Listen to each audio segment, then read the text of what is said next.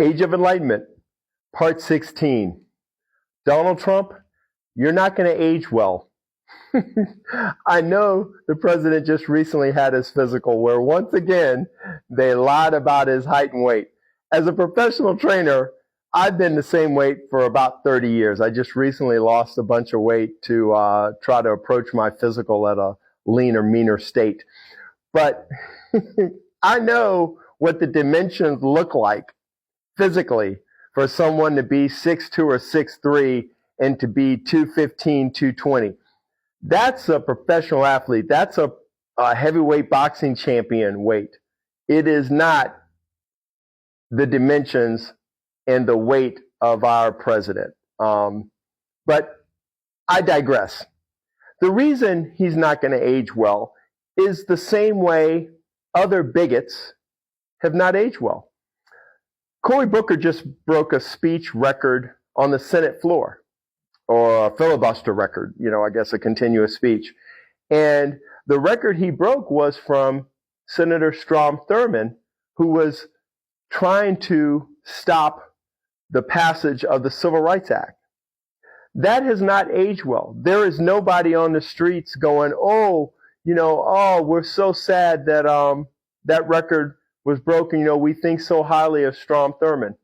Although Strom Thurmond is famous, people know who he is. I think he's more infamous because when you have infamy, you're known for the bad things you did. So I think Trump loves the fact that he's famous. There are a lot of people, there are 70 million people who thinks he's the bee's knees, that he is all that in a bag of chips. I'm not one of them, but he's the leader of the free world, So you can argue he's famous. But I think historically, he's going to be infamous. Also, most people know who Richard Nixon was.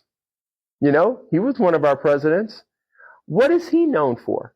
Some people may go, he opened up China. He opened up a relationship with China. Really? Is that the first thing that comes to your mind when you think of Richard Nixon? Or do you think of the fact that he had to resign the office due to the Watergate scandal? Well, how many scandals has our current president had? I can count 34. Yes, he's a convicted felon.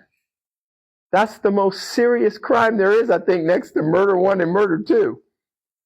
And yes, he's currently famous, but historically, he's going to be infamous. So I think he's getting exactly what he wants through the tariff nonsense that he's doing. He basically can attract attention to himself and to Mar-a-Lago at any time. He does have a lot of leaders of the world kissing his behind because they want to do business with the United States. And that's the butt you got to kiss to do business if you don't want to get tariffed to death. And a lot of countries like China is like, look, we ain't kissing anybody's butt because we have an economy too. And, we can hurt you as well. But there are a lot of countries that can't do that. Just like Harvard, when he goes after Harvard and attacks higher education, Harvard can go, hey, we got our own money. So if you decide not to give us yours, yes, it'll sting a little bit because, federal money is federal money. But Harvard will somehow survive with their massive endowment that they get every year.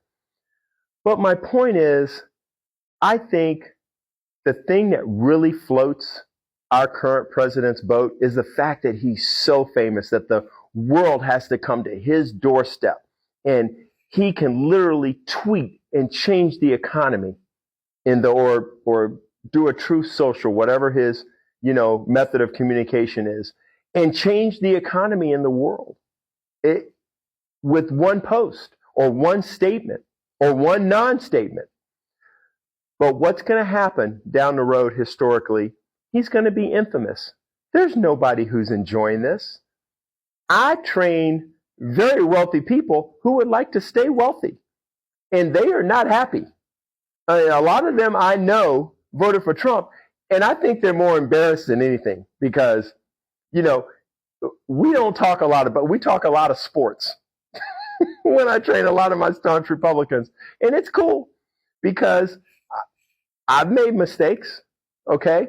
And I don't want people going, oh, Rob, remember when, blah, blah, blah happened and you took a bath because you sold your studio to this crooked, trainer?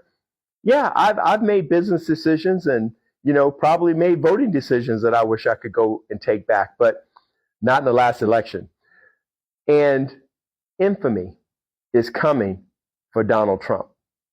And it's going to come to him sooner than later. So if you're a fan, great. He's famous. He's a leader of the free world. You're going to have your moment in the sun. But his name is going to go right beside the Strom Thurmonds, the Bull Connors, the Nixons of the world. And there was a certain leader in Germany who everybody seems to know his name too. How's that working out? Come on, folks. We can do better. And that's what we should do in this country as soon as we get a chance. Let's do that.